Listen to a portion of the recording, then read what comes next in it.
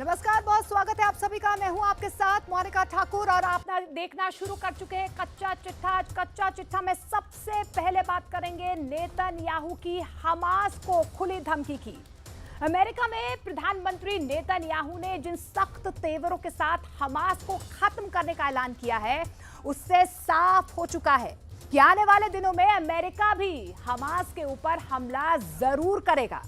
अब देखना होगा कि क्या इजरायल और अमेरिका के इस कदम की वजह से रूस भी गाजा युद्ध में कूद पड़ेगा, क्योंकि नेतन्याहू ने यह साफ कर दिया है वो चैन से बैठने वाले नहीं है।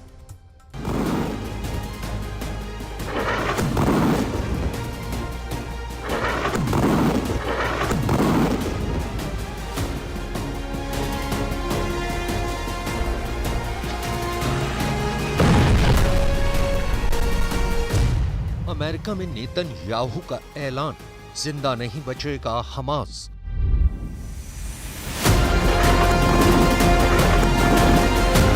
सात अक्टूबर 2023 को हमास ने हमला किया। उसके बाद से इजराइल ने इतने भीषण हमले गाजा पट्टी में किए हैं कि अब तक 15,000 से ज्यादा हमास लड़ाके मारने का दावा किया गया है, जबकि पश्चिमी मीडिया की कुछ रिपोर्ट्स में दावा किया गया है कि गाजा पट्टी 90% से ज्यादा तबाह और बर्बाद हो चुकी है। फिलिस्तीनियों की 80% आबादी तंबुओं में रहने को मजबूर हो गई। 10 में से 2 फिलिस्तीनी भूखमरी का शिकार हो रहे हैं। लगभग 40,000 के करीब फिलिस्तीनी इजरायली हमले में मारे जा चुके हैं, लेकिन उसके बावजूद इजराइल के प्रधानमंत्री बेंजामिन नेतन्याहू ने अमेरिका में कुछ ऐसा कहा जिसे सुनकर दुनिया के होश उड़ गए हैं।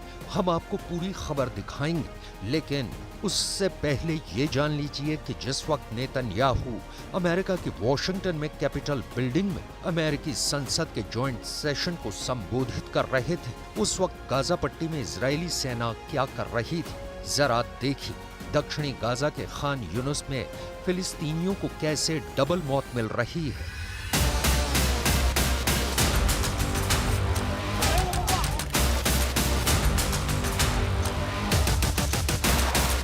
फिलिस्तीनी स्वास्थ्य मंत्रालय के दावों के मुताबिक इजरायली वायुसेना ने खान यूनुस को चारों तरफ से घेर कर हवाई हमले बेहद तेज कर दिए हैं। दावा किया गया है कि खान यूनुस के पूर्वी और पश्चिमी दोनों इलाकों पर मौजूद लाखों फिलिस्तीनी हवाई हमलों में बुरी तरह से मारे जा रहे हैं। हमलों से बचने के लिए जैसे ही फिलिस्तीनी पूरब से पश्चिम की तरफ भागते हैं, तभी इजरायली वायुसेना पश्चिमी खान यूनुस पर हमला कर देती है। इस डबल अटैक के कोहराम में पिछले 5 दिनों में कई दर्जन फिलिस्तीनी मारे गए हैं और फिर पश्चिम से पूरब की तरफ भागते हैं। खान यूनुस में मौजूद फिलिस्तीनियों के बचने के लगभग सभी रास्ते बंद हो चुके हैं। सेफ जोन डेथ जोन में बदल गया है। It has launched thousands of missiles and drones against us. 80,000 of our citizens in northern Israel evacuated their homes, becoming effectively refugees in their own land. We are committed to returning them home. We prefer to achieve this diplomatically. But let me be clear. Israel will do whatever it must do to restore security to our northern border and return our people safely to their homes.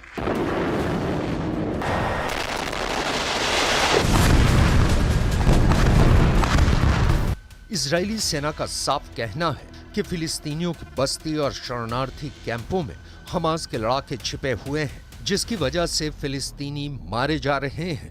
अब आप ये भी जान लीजिए, पिछले 5 दिनों में दक्षिणी गाजा में कहां-कहां पर हमले हुए हैं और इसमें हमास लड़ाकों के साथ कितने फिलिस्तीनी मारे गए हैं। पूरी गाजा पट्टी में इजरायली सेना ने F-16 और मरकावा टैंक से भीषण हवाई और जमीनी हमले किए हैं। पिछले 5 दिनों में इजरायली सेना ने 129 से ज्यादा फिलिस्तीनियों को मार डाला है। इजरायली युद्धक विमानों, हमलावर हेलीकॉप्टरों और ड्रोनों के जरिए हमास के 60 से ज्यादा ठिकानों को निशाना बनाया गया है। खान यूनुस में इजरायली सैनिकों ने कई लड़ाकों को मार डाला। हमास के लगभग 50 ठिकाने पूरी तरह से तबाह हो गए हैं। आज सुबह तक गाजा और वेस्ट बैंक के अल ज़िफ्तलिक में भीषण तबाही की खबरें मिली हैं। अबू अल अजाज, अल वलाजा और खैरबैट अल हसाका वेस्ट बैंक के कई फिलिस्तीनी क्षेत्रों पर इजरायली सेना का कब्जा हो गया है।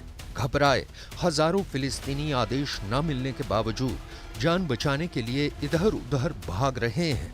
ब्यूरिज बहुत तेजी से खाली हो रहा है। इजरायली तोपखाने की भीषण गोलाबारी और हवाई हमले फिलिस्तीनियों के लिए काल बन गए हैं। गाजा सिटी में भी करीब 2 दर्जन घरों को निशाना बनाया गया है। गाजा पट्टी की दूसरी तरफ इजरायली सेनाएं जमीनी आक्रमण करते समय या तो घरों को उड़ा रही हैं या वो हवाई हमलों से बस्तियां तबाह कर रही हैं। 9 महीने से चल रही भीषण जंग में 39,090 से ज्यादा फिलिस्तीनी मारे गए हैं, जबकि 90,147 से ज्यादा फिलिस्तीनी घायल हो चुके हैं। صابرين في هذه الارض وهذه ارضنا ما بنتخلى عنها لانها في زيتونها بقمحها بشعيرها نحن بدنا نرجع بيوتنا ونقعد في امان وامان.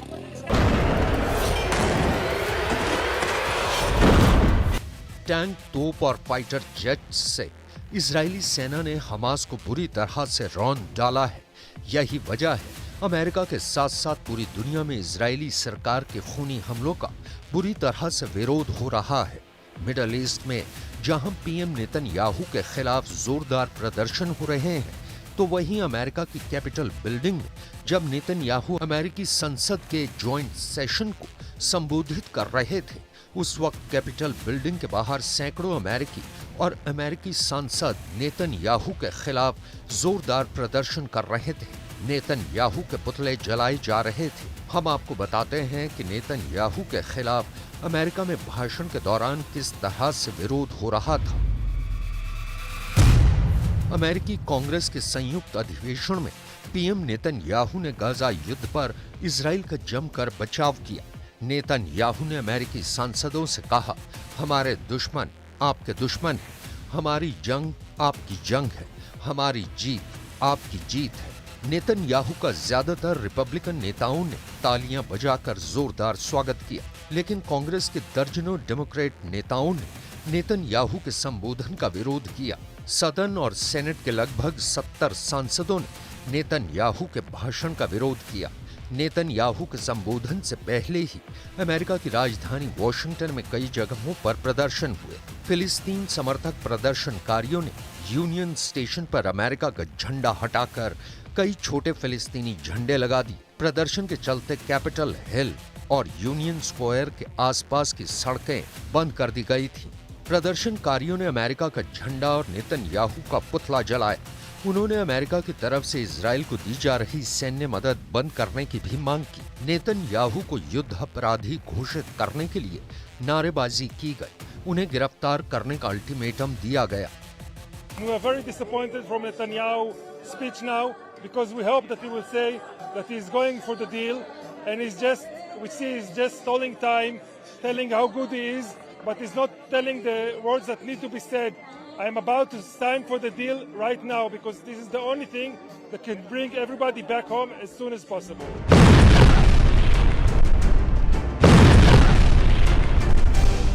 इधर विरोध प्रदर्शन हो रहा था तो उधर फिलिस्तीनी जान बचाने के लिए पूरे गाजा में इधर उधर भाग रहे हैं। जरा ये वीडियो देखिए। रात अंधेरे में इजरायली सेना मिसाइल, बम और फाइटर जेट से दक्षिणी गाजा में जबरदस्त बमबारी कर रही है। गाजा शहर को रात भर टारगेट किया गया है। पिछले 120 घंटे से लगातार इजरायली सेना हमले कर रही है, जिसका नतीजा है गाजा शहर से भागते हजारों फिलिस्तीनी।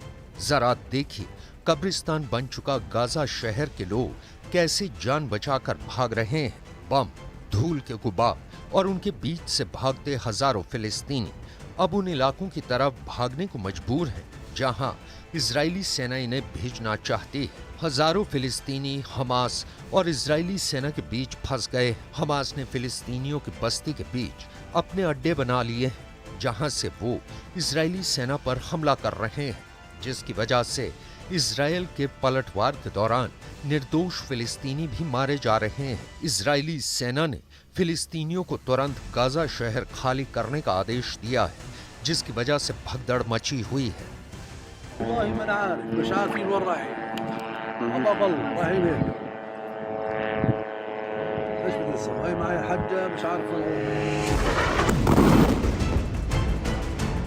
उत्तर, दक्षिण और मध्य गाजा में पिछले 24 घंटे में लाशों का अंबार लग चुका है।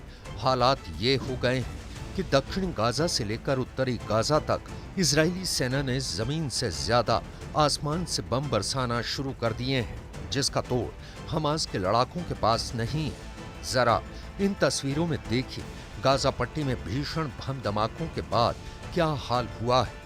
तबाह इमारतें, बिखरी लाशें और रोते बिखरते लोगों की चित्कार रूह कंपा देने के लिए काफी है। 9 महीने से ज्यादा की जंग में अब तक गाजा पट्टी में 39,000 से ज्यादा लोग मारे जा चुके हैं। लेकिन हैरानी की बात तो ये है कि हमास के लड़ाके अभी भी फिलिस्तीनियों को ढाल बनाकर इजरायली सेना पर हमला कर रहे हैं।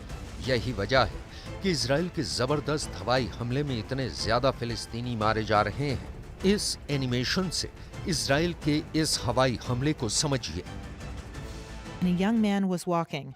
The car was targeted, blood was splashing, and shrapnel hit our tents, and martyrs were left on the street.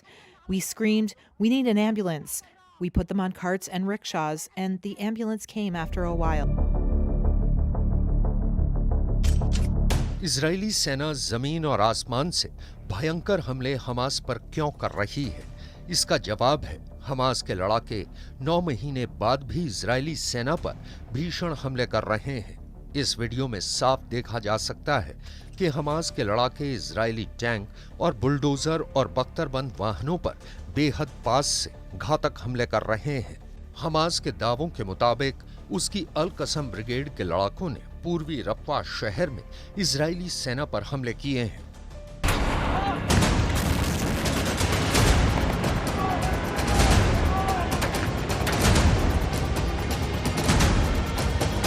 इन हालातों को देखकर साफ कहा जा सकता है कि गाजा युद्ध में इजराइल अब हमले तब तक नहीं रोकेगा जब तक उसे गारंटी नहीं मिल जाती कि गाजा पट्टी से दोबारा 7 अक्टूबर जैसा हमला कभी नहीं होगा।